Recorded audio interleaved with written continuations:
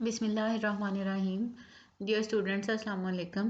Today we will derive the equation to calculate the wave number of photons of various spectral lines by various spectral series by Bohr theory. यानी कल मैंने आपको hydrogen का spectrum पढ़ाया था और उसमें मैंने आपको बताया था कि जो मुख्तलिफ लाइंस अब हमारे पास आती हैं उनको हम कहते हैं स्पेक्ट्रल लाइंस। और उनमें से जो मुख्तलिफ उनके ग्रुप्स थे उनके नाम थे, आपने पढ़ा था कि पहले ग्रुप को हम लाइमन सीरीज़ कहते हैं, दूसरे को हम बामर सीरीज़ कहते हैं। अब उन जो उसमें जो लाइंस हैं इसमें हमने इक्वेशन ड्राइव करनी है जिसकी मदद से हम उन लाइंस के वेव नंबर और वेव लेंथ वगैरह या हम उनकी फ्रिक्वेंसी कैलकुलेट कर सकते हैं।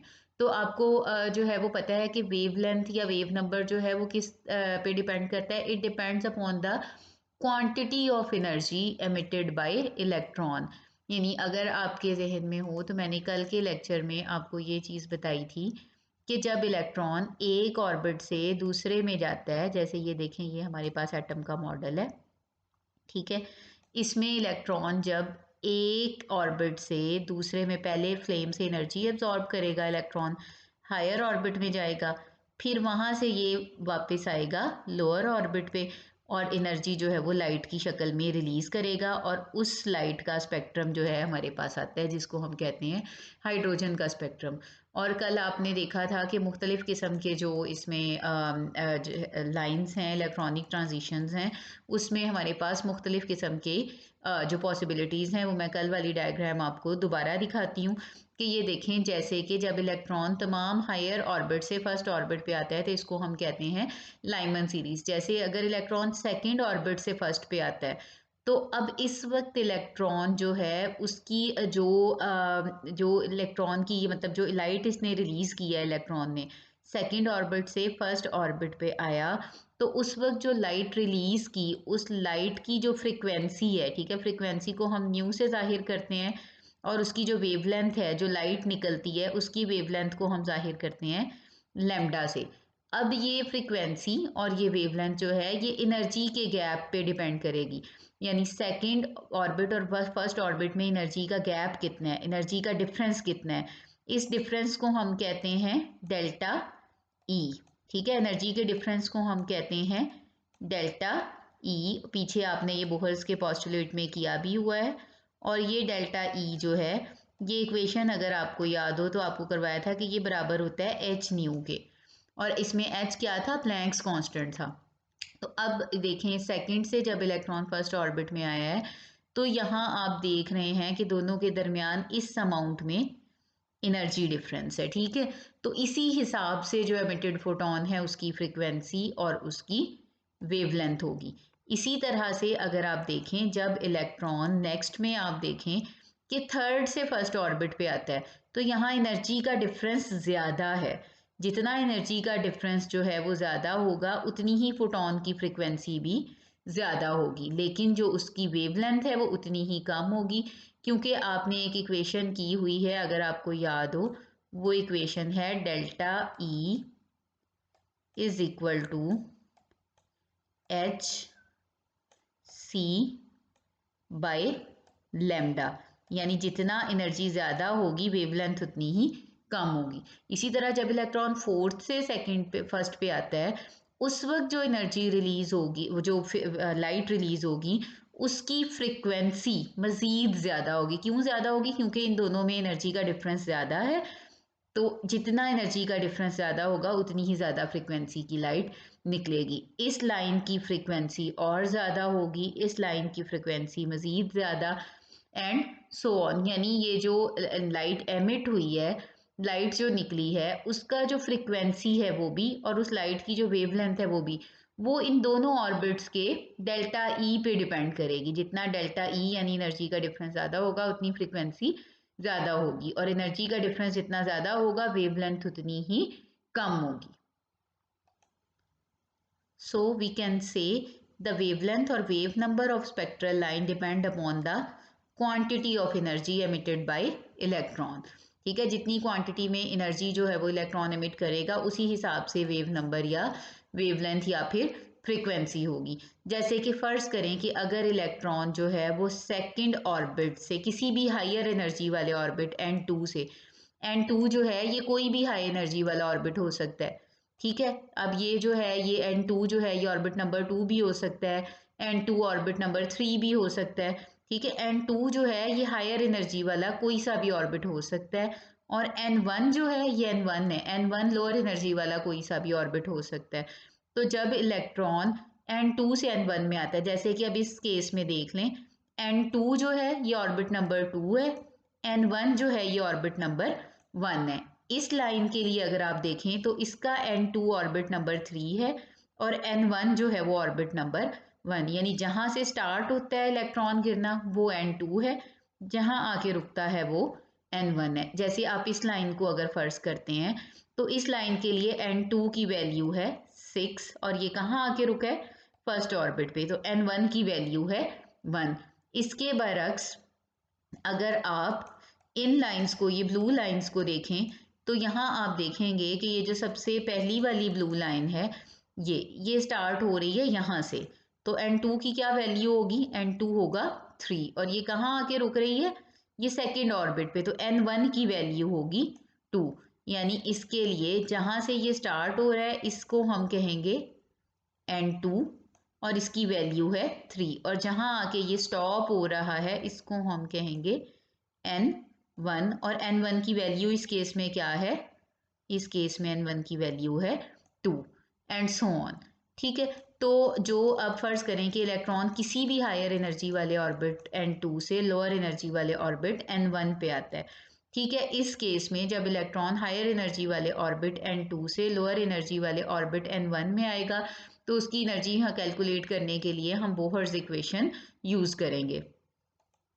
पिछले लेक्चर में आपने बोहर्स इक्वेशन के मुताबिक एनर्जी कैलकुलेट की थी और अगर आपको याद हो तो आपने ये इक्वेशन एनर्जी के लिए ड्राइव की थी कि एनर्जी जो है it is equal to -z² me4/8 epsilon naught square n square h square. अब ये 1 और 2 क्या है, 1 जो है वो लोअर एनर्जी वाले ऑर्बिट को शो कर रहा है, लोअर एनर्जी वाले ऑर्बिट की एनर्जी जो है वो E1 है और उस ऑर्बिट को हमने कहा N1। ये वो ऑर्बिट है जहाँ इलेक्ट्रॉन आके गिरा है, और जिस ऑर्बिट से, जैसे फर्ज करें कि ये हमारे पास 2 ऑर्बिट थे, ठीक है, इसमें से जो ज़्यादा एनर्जी वाला ऑर्बिट था, ऊपर वाला जो ऑर्बिट था, इसकी एनर्जी को हमने कह दिया E2, यहाँ से इलेक्ट्रॉन जो है वो नीचे आया है, ठीक है, और जिस ऑर्बिट पे इलेक्ट्रॉन आया है उसकी एनर्जी को हमने कह दिया है E1, ठीक है। इस ऑर्बिट का जो नंबर है इसको हमने कहा है N2, ठीक है, हाई एनर्जी वाले को, लो एनर्जी वाले के नंबर को हमने कहा है N1। अब ये कोई सा भी नंबर हो सकता है, N2 जो है ये सेकेंड ऑर्बिट यानी 2 भी हो सकता है, 3 भी हो सकता है, 4 भी हो सकता है। तो इस इनके लिए जब हम एनर्जी इक्वेशन लिखेंगे, एनर्जी इक्वेशन जो है इन दोनों के लिए सेम रहेगी, सिर्फ फर्स्ट ऑर्बिट की एनर्जी E1 और N जो है वो N1 हो जाएगा। वही हायर एनर्जी वाले ऑर्बिट के लिए एनर्जी हो जाएगी E2 और जो N है वो हो जाएगा N2 का स्क्वायर। बाकी इक्वेशन सेम रहेगी। अब इन दोनों ऑर्बिट्स में जो एनर्जी डिफरेंस है वो आपको पता है, एनर्जी का जो फ़र्क है E2 में और E1 में जो एनर्जी का फ़र्क है इसको हम कहते हैं डेल्टा E, और डेल्टा E किसके बराबर होगा, E2 माइनस E1, ठीक है। अब हमने ये वाली पूरी इक्वेशन लिखी, इसमें से माइनस की ये वाली पूरी इक्वेशन। आप देख रहे हैं कि इन दोनों इक्वेशंस में सारी टर्म्स कॉमन है, सारी चीज़ें जो हैं वो इन दोनों में कॉमन है सिवाय n के। यहाँ पे n जो है वो N1 है, यहाँ पे n जो है वो N2 है, ठीक है। बाकी सारी चीज़ें कॉमन है, जेड स्क्वायर इसमें भी है, इसमें भी है, m इसमें भी है, इसमें भी है, e भी इन दोनों में है, 8 एप्सिलॉन नॉट h स्क्वायर ये इन दोनों में है। सिर्फ n का फ़र्क है कि यहाँ N1 स्क्वायर है जबकि नीचे वाली इक्वेशन में N2 स्क्वायर। तो जब हम इन दोनों को माइनस करेंगे तो हम जो दोनों में कॉमन है उनको अलग कर लेंगे और जो कॉमन नहीं है उनको अलग। अब कॉमन क्या चीज़ नहीं था, इसमें N1 स्क्वायर था, इसमें N2 स्क्वायर, तो कॉन्स्टेंट्स को हमने बाहर निकाल लिया, तो अंदर रह गया 1/N1 square minus 1/N2 square, ठीक है। आपने क्या करना है कि पहले ये वैल्यू लिखनी है, फिर माइनस का साइन लगाना है, उसके बाद ये वाली वैल्यू लिखनी है यहाँ पे, ठीक है। ये वैल्यू आपने लिखनी है यहाँ पे, फिर इन दोनों के कॉमन्स को आपने निकाल लेना है, तो आपके पास ये इक्वेशन आ जाएगी।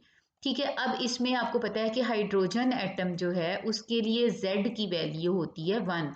Z है एटॉमिक नंबर, हाइड्रोजन का एटॉमिक नंबर है 1। तो जाहिर है कि जब हम हाइड्रोजन की एटॉमिक नंबर को Z को 1 पुट करेंगे तो ये इक्वेशन में यहाँ पे 1 आ जाएगा, बाकी इक्वेशन रह जाएगी ये। इसमें हम इन तमाम कॉन्स्टेंट्स की, m जो है mass of electron, e charge of electron, epsilon not जो है वो परमिटिविटी ऑफ वैक्यूम, और h जो है ये प्लैंक्स कांस्टेंट, इनकी वैल्यू पुट करेंगे। तो पीछे भी आपने देखा था कि हमारे पास आता है 2.18 इंटू 10⁻⁻18। ठीक है, अब इन कांस्टेंट्स की जगह, इन सारे कांस्टेंट्स की जगह हमने इनकी वैल्यू यहाँ पे पुट कर दी। तो डेल्टा ई, ये है डेल्टा ई, ये किसके बराबर रह गया? 2.18 इंटू 10⁻⁻18, 1/n1² माइनस 1/n2²। यानी इस इक्वेशन की मदद से हम एनर्जी का डिफरेंस कैलकुलेट कर सकते हैं इन दो ऑर्बिट्स में जिनमें इलेक्ट्रॉन की ट्रांजिशन हुई है। यानी इलेक्ट्रॉन जिन एक ऑर्बिट से दूसरे ऑर्बिट में आया है, वहां पे हम एनर्जी का डिफरेंस कैलकुलेट कर सकते हैं। और स्टूडेंट्स, जैसा कि आपको पता है कि डेल्टा ई जो है वो किसके बराबर होता है? एच न्यू के। तो हमने यहाँ पे, ये डेल्टा है बेटा, ये जो साइन आपको ए है ना, ये ए नहीं है, इनफैक्ट ये डेल्टा है, डेल्टा। ठीक है, ये बुक में थोड़ी मिस्टेक है, ये डेल्टा है, डेल्टा ई। डेल्टा ई बराबर होता है एच न्यू के। तो इस इक्वेशन में हम डेल्टा ई की जगह डेल्टा ई की वैल्यू पुट कर देंगे। डेल्टा ई बराबर हो जाएगा ME4। Z हमने निकाल लिया है। क्यों Z हमने इसमें निकाला है? क्योंकि हाइड्रोजन के लिए Z की वैल्यू होती है 1। ME4/8 epsilon naught square h square 1/n1² minus 1/n2²। अब हम क्या करेंगे, इस तरफ सिर्फ जो है वो न्यू को यानी फ्रिक्वेंसी को रहने देंगे, h को हम ले आएंगे इस तरफ। जब हम h को इस तरफ लाएंगे, पहले h स्क्वायर था, ये वाला h यहाँ आके मल्टीप्लाई हो गया, तो अब ये हो गया h³। ठीक है, ये हाइड्रोजन इधर आके इसके साथ जो है वो मल्टीप्लाई हुआ, h² multiply h is equal to h³। तो ये हमारे पास इक्वेशन इस तरह से आ गई। यानी इस इक्वेशन की मदद से हम स्पेक्ट्रल लाइंस की फ्रीक्वेंसी कैलकुलेट कर सकते हैं। इसी तरह से अब नेक्स्ट हम देखेंगे कि हम वेव नंबर कैसे कैलकुलेट कर सकते हैं। तो वेव नंबर के लिए आपको पता है कि nu is equal to c nu bar. ये इक्वेशन आपने पीछे जो है वो प्लैंक्स क्वांटम थ्योरी में की हुई है। तो न्यू की जगह ऊपर वाली इक्वेशन जो थी, ये अभी जो हमने ड्राइव की, उसमें ये सारी जो टर्म थी ये बराबर थी न्यू के। न्यू की जगह हमने वैल्यू पुट कर दी सी न्यू बार। यानी यहाँ पे ये इक्वेशन जो थी ये बराबर थी फ्रीक्वेंसी के। ठीक है, फ्रीक्वेंसी की जगह हमने उसकी ये वाली वैल्यू पुट की सी न्यू बार। अब नेक्स्ट हम क्या करेंगे कि नेक्स्ट हम यहाँ पे जो न्यू है इसको हम अब ले आएंगे इस तरफ।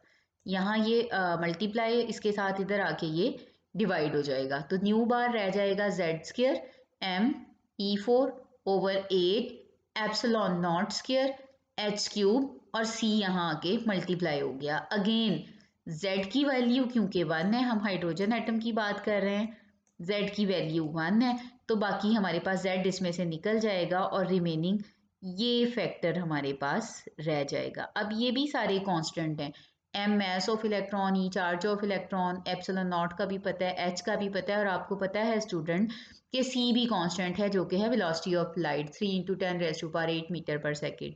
अब ये वाली सारी वैल्यूज जब हम पुट करेंगे तो ये कांस्टेंट फैक्टर यानी m e ये सारा पुट करके कैलकुलेट किया तो इन सब की जगह इसकी वैल्यू आती है 1.09678 इंटू 10⁻⁷।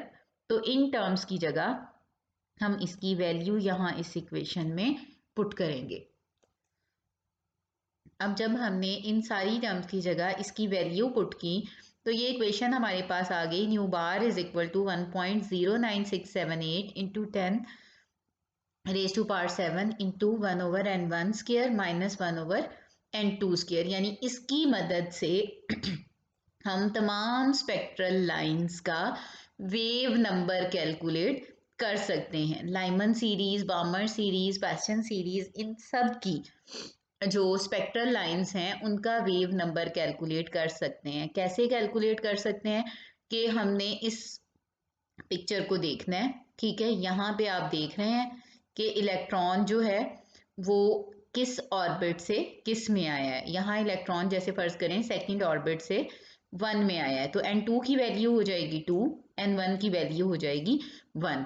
ये वाली वैल्यूज जो हैं वो हम इस इक्वेशन में पुट कर देंगे। n2 की जगह जैसे सपोज हम 2 पुट कर देंगे, n1 की जगह 1 पुट कर देंगे और इसको कैलकुलेट करेंगे तो हमारे पास वेव नंबर आ जाएगा। अब इस इक्वेशन को अप्लाई करके हम जो स्पेक्ट्रल लाइंस हैं हाइड्रोजन स्पेक्ट्रम की उनके वेव नंबर कैलकुलेट करेंगे और वो इंशाल्लाह हम कल के लेक्चर में कैलकुलेट करेंगे। तब तक के लिए अल्लाह हाफिज़।